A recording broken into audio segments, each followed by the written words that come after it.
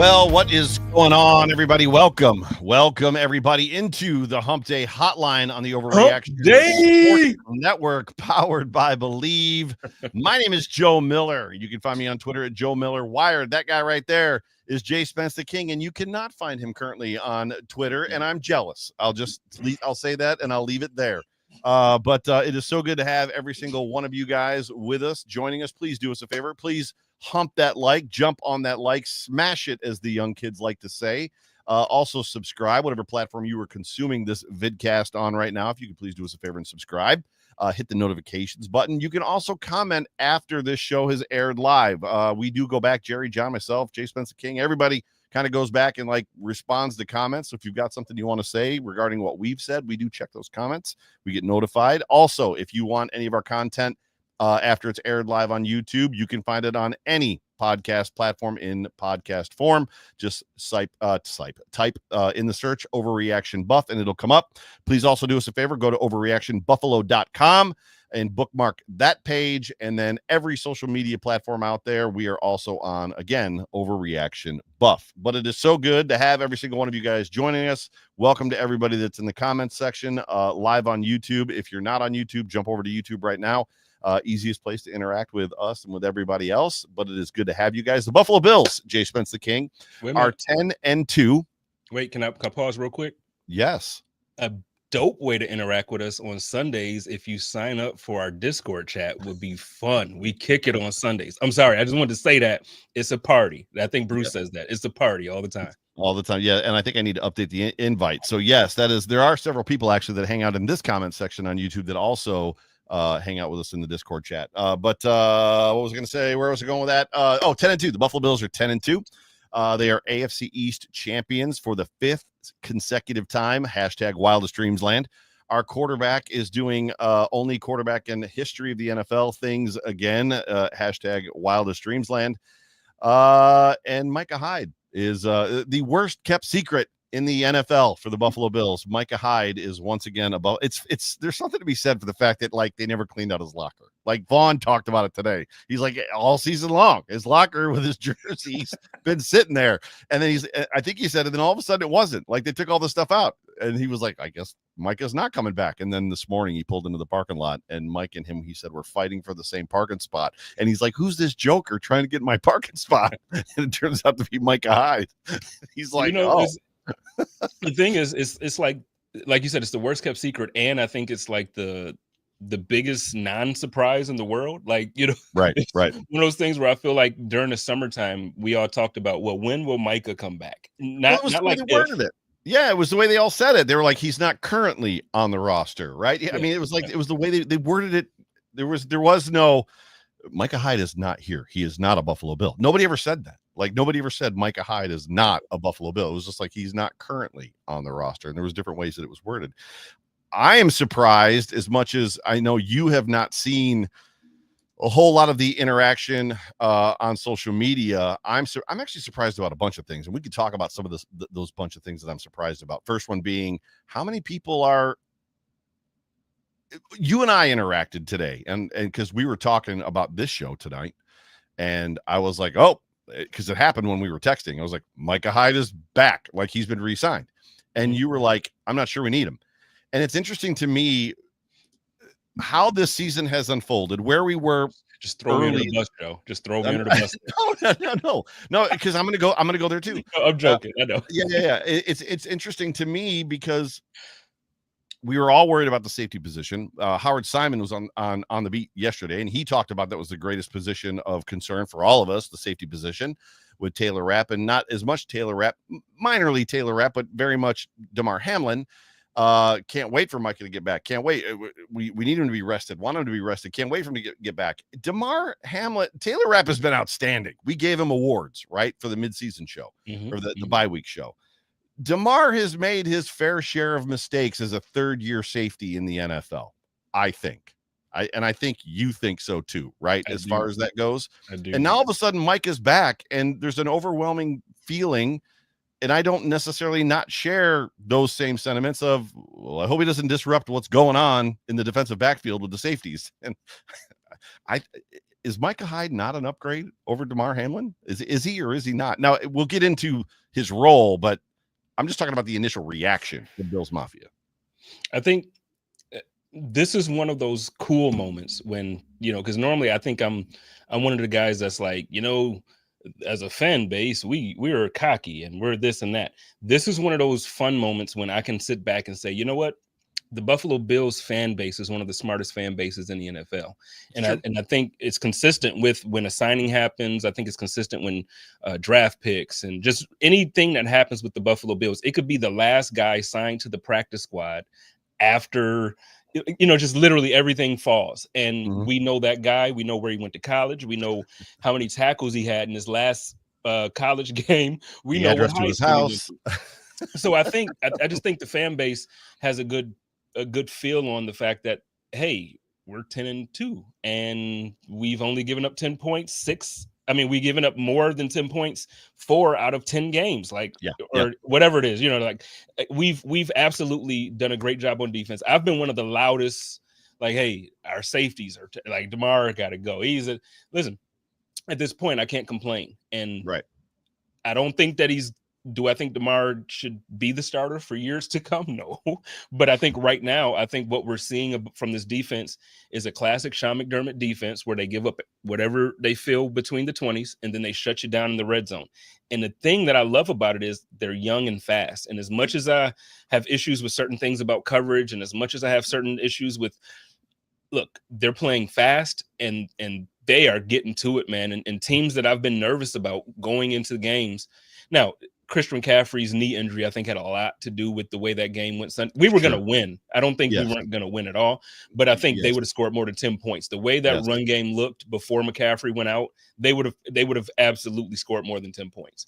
But our defense looks amazing, man. And I have shut up a lot, and I am shutting up right now. Sean McDermott does not need to be fired. That's a later conversation, but I've been wrong this year, man. I had a lot of rights over the last few years, and this year, damn it, I was out there wrong, man. Fire him. He doesn't deserve to be fired until he runs another fake punt in the playoffs, which is a different conversation for a different day. So I guess I just felt like this day was coming, right? Just like the Matt Milano return from injury was coming. And I overwhelmingly expected Bills Mafia to be the Michael Scott gif. It's happening, like it was with Matt Milano. Like, it's, oh my God, it's happening. Everybody's happening. Like, that's more what I expected versus can we not mess up the dynamic we got going in the defensive backfield? Because I get that side of it, and he hasn't played a game yet, and he hasn't. It's been a minute. Clearly, he addressed the stingers that he was having last year, which who knows the first time he hits somebody this year if he's going to have a stinger. But at the same time, I don't know. People are out there saying, members of the Mafia, he's old and slow. I think there's an equation. There's an equating to what they're seeing from Jordan in Miami, and because Jordan fell off so fast, so hard, that Micah did too, even though he hasn't been playing. I think that, I understand that fear, and I understand, how people try to correlate. However, okay, first, let me rewind. Let me back up, because I want to be fair and honest about everything. So when we were texting, I know you just wait. Do you normally lie? Do you normally lie to me? Am I just finding out now after 5 years that you lie to me every time? No, I'm talking about how I come across on here. So when I text you, I was earlier this morning or this afternoon, I said, you know what? Just retire. You know what I mean? Like, he's older. So I had the same feelings and same thoughts. What I will say that goes. Don't forget what you're gonna say. I agree with you. Like, literally 2 weeks ago, in my own head, I'm thinking to myself, I don't know that we need Micah. So I'm right there. I'm right there with you. Go ahead. Yeah. So for me, it's like, just go ahead and retire, man. Enjoy your family. I think, first of all, it's a feel good moment. It's a feel good day that he's back. I do need people to remember and understand that he had a serious neck injury, which was the reason that things started to slow down. They fused his spine, right? Right. So when I say retire, this is not me saying Mike is old, I hate him, he's washed. No, what I'm saying is, bro, you had a fantastic career. We had a few shots, and we didn't do it with you and Jordan and the rest of that defense and with Josh. I get it. Now, the part of me that loves him is like, yo, sign this dude. Let's get him a ring. Like, if we're gonna get it this year, put him on the roster. Let's do it. But then, like you said, how many meaningful snaps is he gonna get? And if he does get a ton of meaningful snaps, is he slowing down? Is he not the same Micah that we're used to seeing? Because the thing is, if he's Micah from 3 years ago, which is a long time, if he's Micah from 2 years ago, which is a long time, he's Micah from last season, the healthy games he played. When you think about the fact that he hasn't played football since January, it's a long time. So what I'm saying is, if we get that Micah, hey, take Hamlin out, put him in, we good. The question that I have is, how much of that Micah is left after, spending 3 months with your kids and your wife, which is not a bad thing, but you basically retired, you half retired, spending time with your family, the neck, the fusion. I just want him to retire and enjoy his retirement.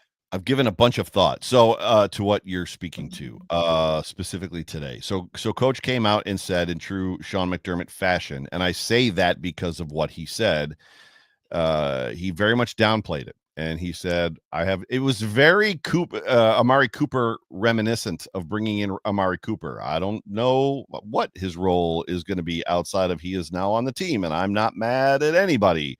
Like, I think we've got great wide receivers, and I don't think we needed an addition, and blah, blah, blah, blah, blah. And I'm not saying that he's not a great talent, and I'm not saying that he won't be a good fit. But, I mean, Sean basically parodied that same conversation about Amari Cooper towards Micah Hyde, obviously with a little more love, because Amari has been a part of this organization. He talked about the fit and bringing somebody, into the locker room at this point, and yada, yada, yada. However, this is where I'm going with all this. To your point, are we getting Micah Hyde from 3 years ago? Or are we getting an older version of Micah Hyde? Are we getting what version of Micah Hyde are we getting?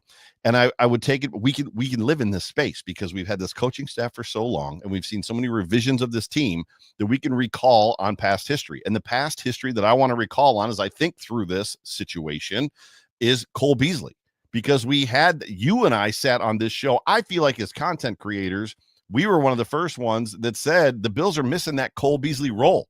As much as we ran him out of town and he didn't want to be here anymore because of all the stuff that happened after COVID and how loud he was, and he got the Bills in trouble, and he's the reason that they had cameras installed. Not even allegedly, it's true that all the cameras were installed throughout the facility because he wouldn't wear his mask, and it ended poorly. That offense was not the same without Cole Beasley. And then it was, it's happening, because Cole Beasley was coming back. And, bro, they didn't play him. They didn't play him. And there wasn't even a conversation about not playing him. And he went to the practice squad, and that's kind of where he stayed.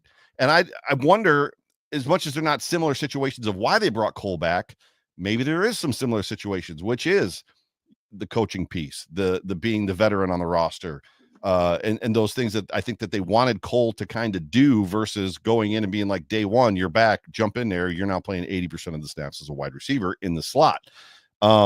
Do you see a similarity there? Because to me, it's very striking. It's like, it would not surprise me if Micah Hyde does not see the field this year, barring injury. Now, first, your point about Cole is like spot on, and like that's a fire take, right? Like, because I'm in a way, I'm hoping that that's what is happening. Like, right. I'm hoping that that's what this is. I just don't see that being the case. Like, Micah's different than Cole in a sense where I feel like Micah is a trusted member of that defense from the past. 100%. And I think Sean McDermott almost feels like he's an extension of himself out on the field. 100%. Whereas Cole, I know his relationship with Josh on the field, I get that. Yeah. But at the same time, he wasn't an extension of Dabo, or he wasn't an extension of Ken Dorsey when we brought him back. So 100%. For me, I look at it a little differently. And that's where the concern for me comes. It's just the fact, like, bring him around the team. That's fine. Have him on the sideline, like when he was injured and he was still somewhat of a coach and he's helping coach up the young guys. He's a motivator and a mentor. Yeah, bring him back for the playoffs. Have him dress up. I just don't want to see him play. And when I say, again, I'm not being mean about it. I love Micah Hyde. I just think right now, like, I don't want to. I've been the loudest about how much I don't like it, man. But our defense is playing well. Ralph Wilson Sr., I know everybody, it's not him, but I think they wanted Micah for another Cole. Well, that'd be Ralph Wilson Jr.'s dad, so he'd be really old. Yeah, he'd be really old. So, but yeah, no, and I agree with Ralph here. But the thing was, I'm still not understanding what's happening with Bishop. Now, I'm not around, so I haven't been to practices. I haven't been even this year earlier before the season started. I didn't come to mini camp or training camp and all that stuff like I normally do. I'm not understanding why Bishop isn't more of a piece. You know because what I mean? he's Like he's a rookie. Yeah, but okay. I mean, if we're talking, we've had this coach for 8 years, right? We've seen this stuff, and if I had to guess, Damar Hamlin does for them on a daily basis what they want. What was it? Brian Winters was that offensive guard that was absolute trash, and he's a great practice. He's a great locker room guy. He's a quality stand-up dude that does what we ask of him, and it's like, yeah, until Sunday. Then he's not doing anything you're asking him to do except caving in the right side of your offensive line. Like, get that guy out of here. And they eventually did, right? Who knows? We'll see. It's exciting. It's a cool thing. I love Micah being here. I think one of the first things I was concerned about with him potentially being gone is like the charity softball game. Like, the charity softball game is a big deal in this town. And now he's talking about Buffalo's his home, and this is where they're going to be. And he wants to be as soon, he said today, you heard it, like, as soon as the last game is played, I'm retired, and he wants to move to being a coach with the Buffalo Bills. So this might be part of it too. It might be just, hey, why don't you come in? If we need you, we need you, but you can kind of begin that coaching role. There's probably many, many layers to this thing, right? But I feel like with what we're going to see, it likens back to the Cole Beasley situation. And if you remember, Cole Beasley wasn't the same player he was 3 years prior to him coming back to Buffalo, right? I mean, he was not the same guy. He just wasn't, as far as that goes. He just wasn't good. And you can, I mean, you can love him and you can say, he didn't get the opportunity, but then when he did, he just didn't. The NFL was one of those leagues where obviously we hear this and it's a cliche, but what have you done for me lately? Oh yeah. And if you get meaningful snaps in a football game, like in weeks 16, 17, 18, I feel like Cole got in against the Bengals. And I know that was when everything happened with Damar Hamlin. So the game was cut short.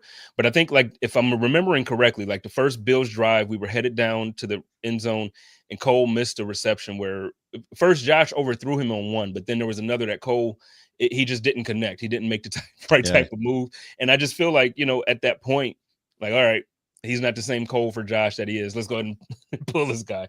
So I think that was the difference. Outside of remembering being dog walked in our own stadium in the playoffs in the snow, I have pretty much blanked out that entire football game. I remember walking out of the tunnel and how eerily quiet the entire fan base was. Everybody leaving the stadium, there wasn't a peep. All you heard was feet walking in the tunnel. That's all you heard. Everybody was we were just shocked.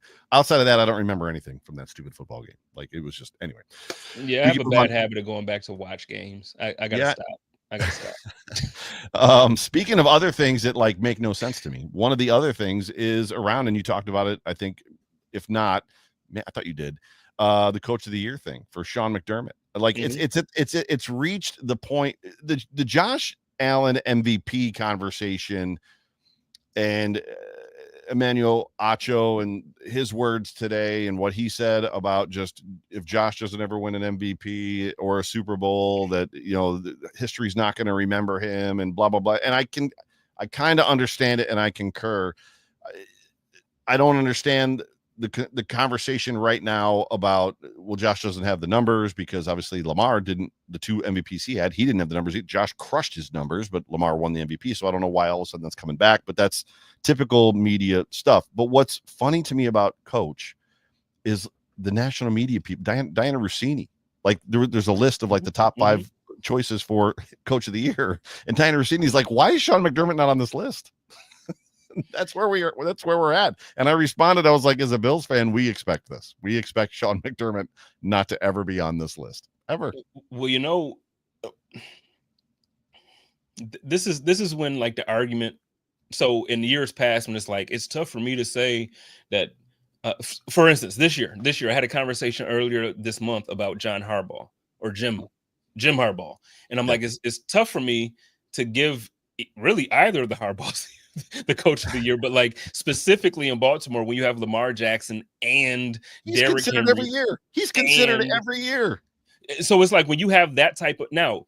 As a Bills fan, I have to also recognize when people say, well, you got Josh Allen. The argument to that is, even with Josh Allen, everybody and their mama said that the Buffalo Bills was going to take not only a step back, but they were going to basically just give the division away to the Jets. They were going to be third behind Miami. And the Patriots was actually probably going to give us a run for our money for third. And now we're 10-2. We won the division before we even faced one of the teams in the damn division. And you mean to tell me that he's not considered? He's not even if you say 6 or 7, 5. Right. You mean to tell me he's not in the top conversation for it? Yeah. Come on. Who has done this much with less?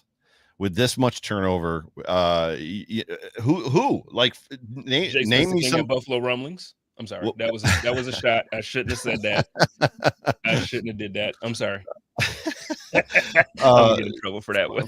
Find me somebody that has outperformed their roster the way that Sean McDermott has. And as much as it's like, but he's, to your point, but he's got Josh Allen. He's only got Josh Allen. That's the only superstar on this football team right now. Josh Allen. You're gonna stop letting me talk, Joe. I know. One day you're gonna stop letting me talk. I'm sorry. Go ahead. No, I'm gonna get in trouble. I gotta stop. But no, he deserves to be in the conversation, man. Like it just is. Even Josh, and the more important part is that Josh isn't even playing superhero ball like he has in the past. Right. Like we used to depend on Josh to do everything every game. Now you have moments. Chiefs game, that rush at the end of the game where Josh decided to take over.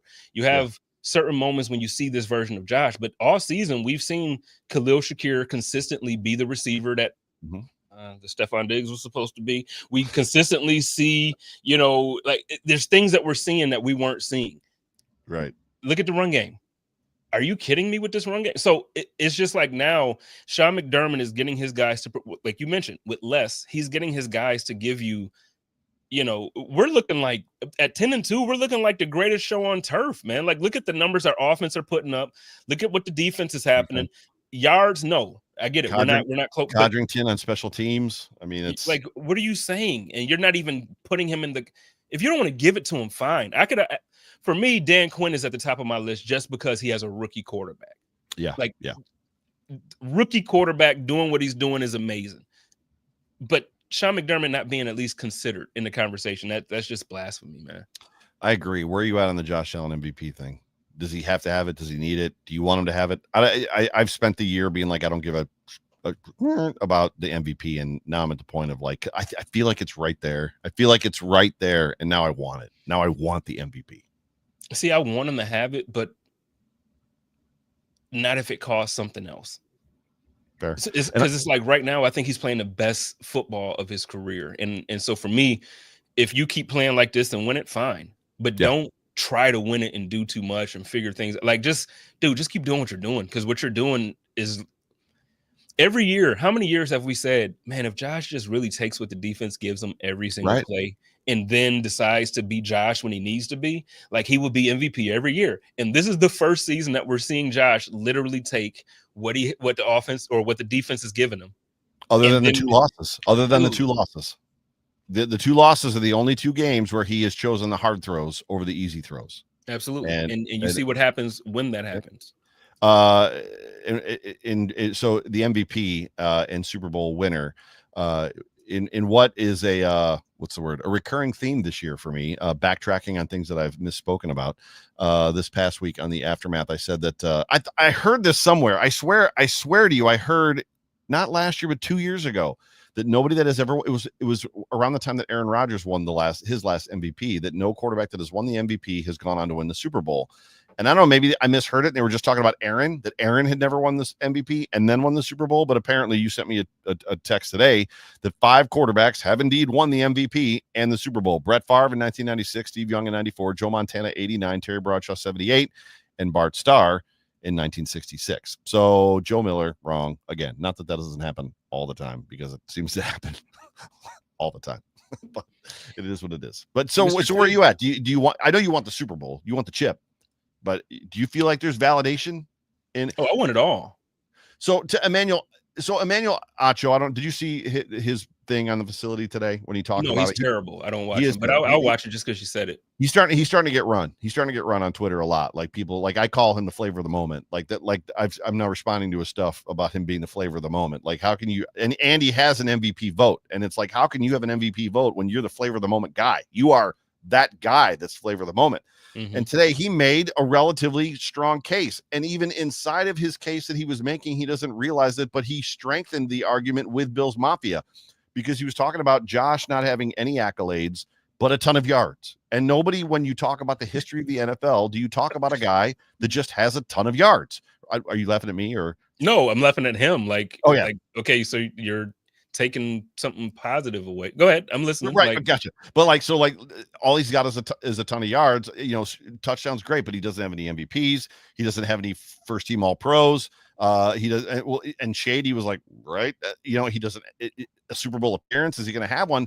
And then he goes through the list of like quarterbacks, and he's going through the ageless quarterbacks. And then as he talks about Joe Montana, and then he says Dan Marino, and he says John Elway, and then he goes to Peyton Manning, and then he goes to Tom Brady, and it's like, and he skipped Jim Kelly, and it was like he didn't skip Jim.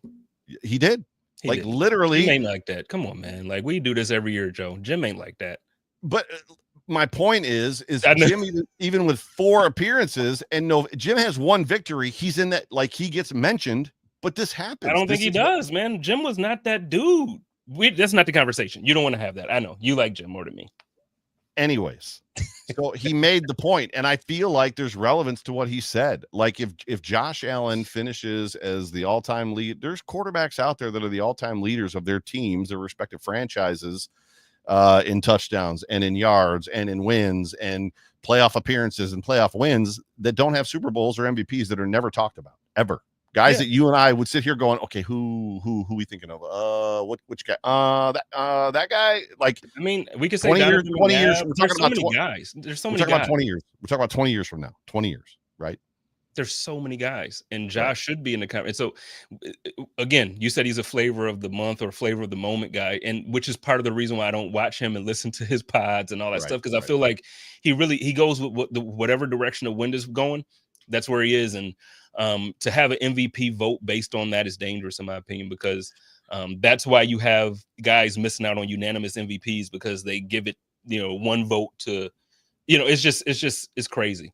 So but to your point, I agree with you. I think all the talk about it has made me want it, kind of like you. I've wanted it in general, but I want it all anyway. Like for me, I want a year, and the thing is I haven't been loud this way, but this year I really want or any year, I just want a year of domination where like we just take it all. Like I want the best defense. Give me the best offense. I want Josh to win MVP. I want 2 all-pros on defense. Matter of fact, I want 2 all-pros on my offensive line. Send Spencer and Dawkins to the all-pro teams. Give Connor me McGovern. I don't know. Connor McGovern's playing great. Put Connor on there. You know what I'm saying? Like what do we got? Who else is playing for now? Our punt returner, kick returner, he don't have the touchdowns to go with it, but I think he's playing like top 3 in the league. Throw him on there. Like I want every award. Everybody eats when it comes to the All Pro. Like everybody eats for Spence, right? And now I'll tell you what, now people ain't gonna like me about this in Buffalo. If DeMar Hamlin had this year last year, he would have won comeback player of the year. Agreed. They're talking about changing that, not that rule, but they're talking about changing that you have to come back for it. Yeah, you have to have come back from something serious, not just being cut. And I think that dude got cut and he threw a bunch of touchdowns. Yeah, come back. He was on his couch, came back through. He was a good quarterback. I forgot that other dude with the Super Bowl, which nobody talks about. Flacco's not written in the history books, and he's got a Super Bowl. Versus that guy died. Yeah, the guy died on TV, on national TV. Came back to life. And is now playing football. He was accused of being a clone, all this stuff. And I've been critical of DeMar. Like, so I'm not sitting here changing my tune now, but what I'm saying is like the season he's having compared to last year, if this was the year he had, it would have been undeniable. So I want to give props where it's due, and I want to say that I want that. I don't know if this is a year too late because he played last year. He's starting this year. He's starting this year. That's comeback player of the year. I want to dominate. What other award can we get? Can we get I don't know. Like, can we get custodian staff of the year? Do they got that award? I feel like the facilities are clean around One Bills Drive. Last time I was there. Dude, do you remember? I found it on my Twitter. The equipment guy, the Bills equipment team used to have a Twitter. They Like did. they still have a Twitter. They just haven't used it in forever. Like I remember when they created that thing. I thought it was like, oh, this is cool. Like we're gonna look inside the team. Oh well, that's funny. We gotta keep on trucking here real quick. Transitioning to this week's game, and we've got a couple minutes left. Here on the Hump Day Hotline. The only real significant information as it pertains to the injury report that I'm showing, like I show every week on this program, is that Keon Coleman was limited. He was close to being to playing this past week, is our understanding. Dalton Kincaid also limited, which is good information. Quentin Morris popped up on here. He was limited. Taylor Rapp has a new injury, his neck. He was limited. And then Curtis Samuel showed up again with, I believe, the toe, right? Foot. So is what they're saying. They said toe. The reporter said toe, and then it says foot there. Yeah. So in regards to the Rams game, I'm nervous. I don't feel like I should be nervous, but I'm nervous. And I think what's doing it to me is Cooper Kupp is good. Puka Nacua is good. Kyron Williams is good. Matthew Stafford is really, really good. Now their defense probably leave something to be desired. They could probably be had there, but there's so many teams this year that are good football teams that are just having bad years. Yeah. And I feel like we're always the one that they're going to wake up on. Does that make sense? Like, oh, they're going to come back to life when they play us. That's what's going to happen. Listen, I'm a Laker fan. So as a Laker fan, I feel like guys are injured all season and they get healthy against the Lakers and then they come out and drop 40. Isn't the same thing that happens with the Bills? The Bills, like you'll see a team be on a 5-game losing streak and then they come up against the Bills and it's like, oh, nope. We're going to have our quarterback have a duel with Josh Allen. He's going to throw 400 yards, 5 touchdowns. And so I'm nervous like you. I'll be honest with you. You're saying that these guys are good and they are. They're very good. The issue is the reason why you look at their record and it looks the way it looks is because those guys that you mentioned weren't there. So Nacua was not there for 4 or 5 games early part of the season. You talk about, now Kyron Williams was there the whole time, but Cooper Kupp wasn't there the entire season. So when you don't have your 2 top wide receivers, I don't care how good Matt Stafford is. He's awesome. Like Matt Stafford, don't sleep. He's awesome. Like Matt Stafford is a great quarterback. Very good. If you don't have your top weapons, I know Josh Allen makes it look easy this year, but normally it's not easy. It's not something that you can just go out there and boss. And he didn't. You get those guys back, and now look at them. Those guys are in contention for first place in their division already after feeling like the season was over early on. So I'm a little concerned because they have something to fight for, and they're not just trying to play spoiler on any point. At the same time, I listened to Josh's presser Sunday after the game, and something he said there gave me reason to be confident. He said, well, now we can kind of just go play free, right? I know we're going for the 1. We want the 1 seed, but we're in the playoffs. So no negatives going forward aside from injuries can happen. So for me, it's like, look, go out there, play free, keep having fun. It looks like the guys are having fun. Man, go out there. And LA is Josh's, man. Like he owns that stadium. He's undefeated in the stadium. He destroyed, like, I don't know if everybody keeps up with this type of stuff. I'm weird like this. The last game he played there wasn't the best against last year, actually, against the Chargers. We had a rough time. But Josh completely owns California. I'm not even going to say LA. He owns California. So no, go. It's almost similar to the Miami Dolphins thing. Go out there, have some fun, Josh. Like I need you to have fun. But yeah, it's scary. They're rough, man. So you and I could talk for another probably hour, just because even as we're just sitting here talking, like there's so many topics conversationally that bubble to the surface for me. Is this team one of the best versions or the best version of the Bills that we've seen, even with the roster the way that it is, because of the way that they're playing? As much as I just said, coach is doing more with less. He's getting more out of less than he ever has before. It's interesting. So there's that, and then there's the conversation as well that the Bills beat the Rams coming off a Super Bowl, right? You were at that football game. That was a much scarier football team, crazy game, than this version of the Rams, and I feel like this version of the Bills is better than that version of the Bill. here we are, right? So I guess it's just our lot in life as Bills Mafia to just always be butt puckered about this kind of stuff, right? It's and is it a trap game, right? So they just came off the 49er game, which obviously was a snow globe game, but then they've got this game leading into the Lions game. And See, I thought the 49ers game was the trap game, but like I said, the way it went, the injuries and all that stuff, it didn't turn out that way. But no, I'm with you with this game, especially because I think I'm hoping that we're not doing this, but I feel like a lot of fans are looking forward to the Lions game.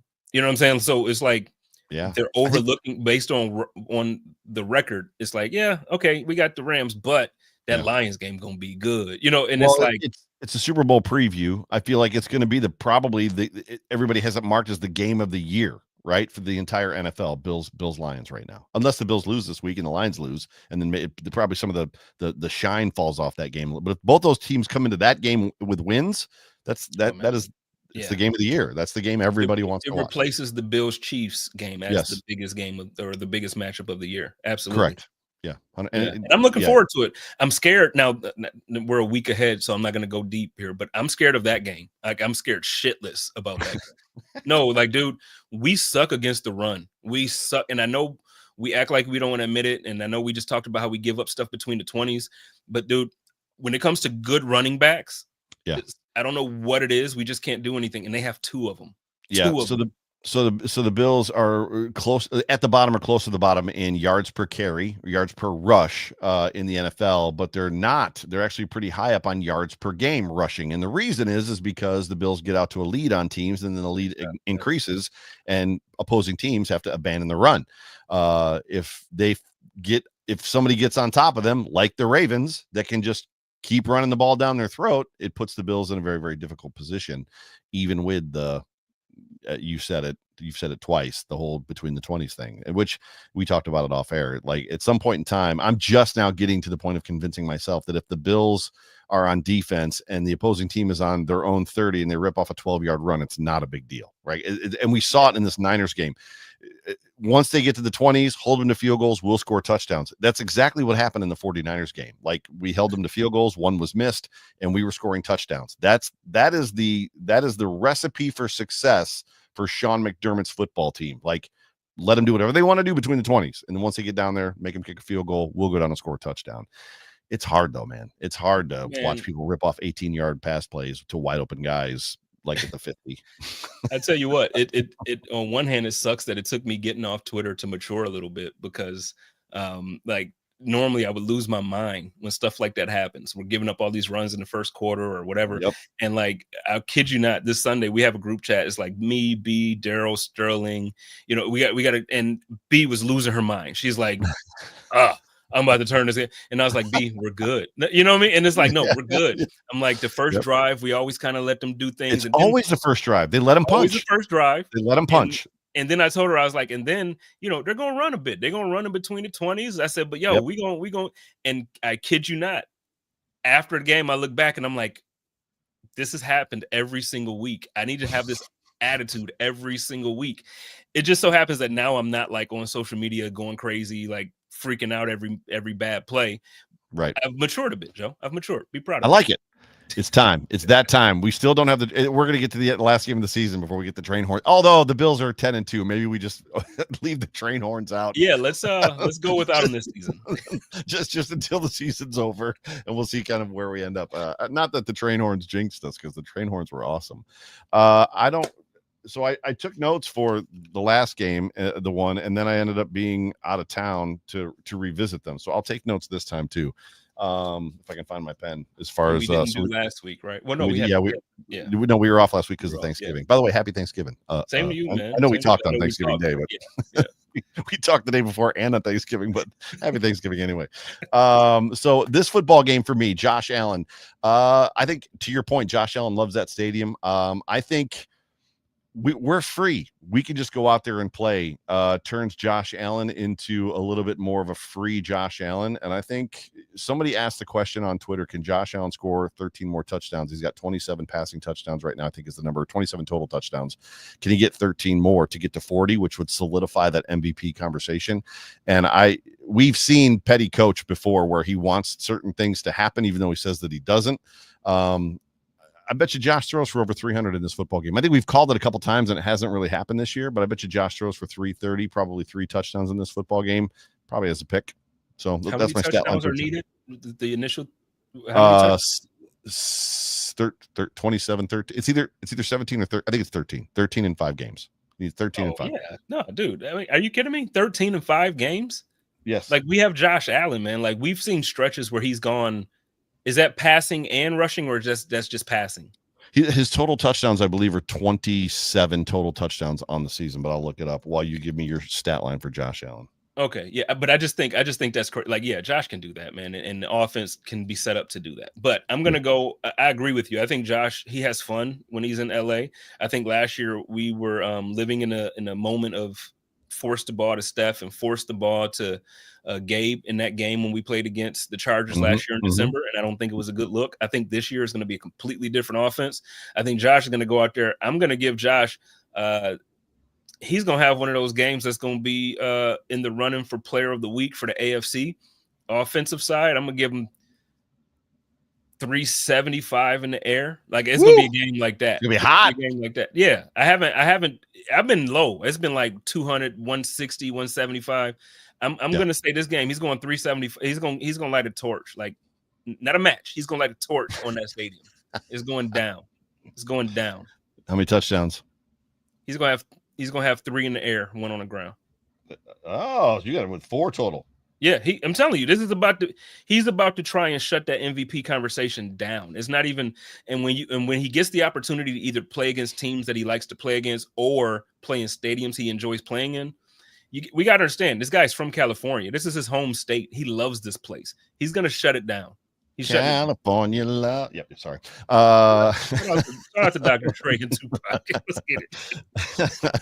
A score prediction for me. I got Buffalo Bills 30-27. I think it's going to be a close game. I think it's going to be very reminiscent to the. I don't know if you caught it. The Bengals Pittsburgh game was in Fuego this past weekend. What a football game that was. I think it's going to be very similar to that, kind of down and back and forth, heavyweight bout slugfest. Although we do have 2 premier corners and our defensive backs are good, and Milano and Benford are great. So there's a good chance that the Bills might have some success against Stafford, and then it might just come down to the run game.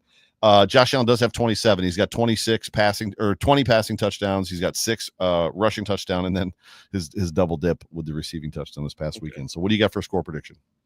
Score prediction, I'm going to Buffalo Bills are going to score 37 points, and I have the Rams. I'm going to give them 24. I think it's going to be one of those. You got a blowout. Yeah, and I think that last touchdown that the Rams get, it comes in like garbage time. Like I think the Bills are going to dominate this game, and I think it's for the purpose of Josh Allen really saying like, no, we're going for the number 1 seed and the MVP. I want the MVP. So I like it. I just see it, man. I see Josh. He's making us proud for the rest of this year. I just hope that they do it in the sense that in February, I'm booking a flight back to Buffalo so I could join. Like that's what I'm hoping for.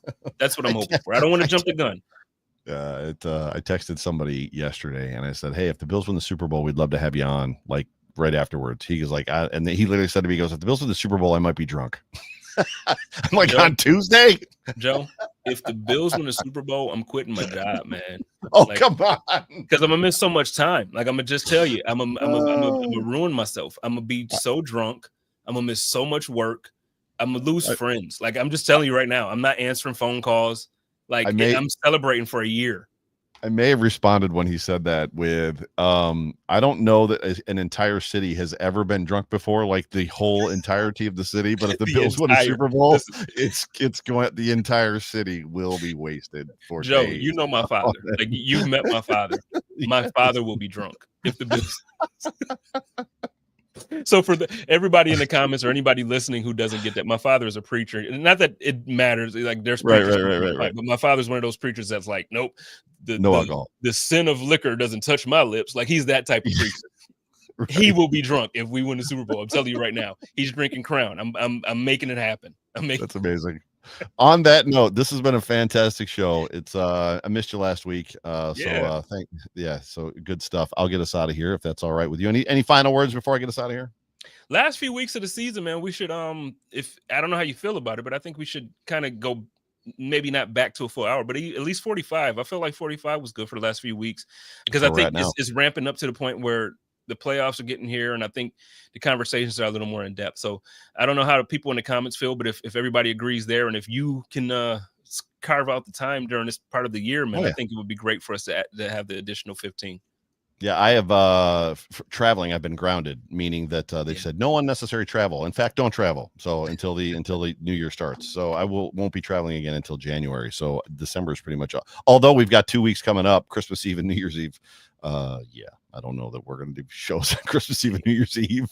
That's okay. We'll figure that one out. We do the Hump Day Hotline and we're just going to show Elf. So we can pre-record, or we could do a special. Like we could do no, you guys have so many shows. We'll figure it out. We'll have to figure something out. Everybody, tomorrow, the Big O Show with Jerry Ostrowski, your first look from Overreaction into the Buffalo Bills and Rams game. It's not really the first look because we've talked about it, but he gets into the preview. So he's going to bring you your 5 keys to winning that football game. But thank you guys so much for tuning into the Hump Day Hotline on the Overreaction Sports Network, powered by Believe.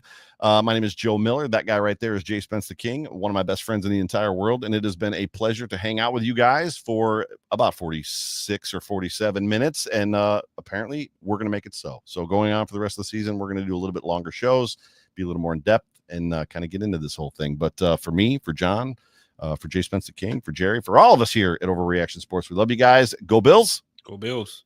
Go Bills.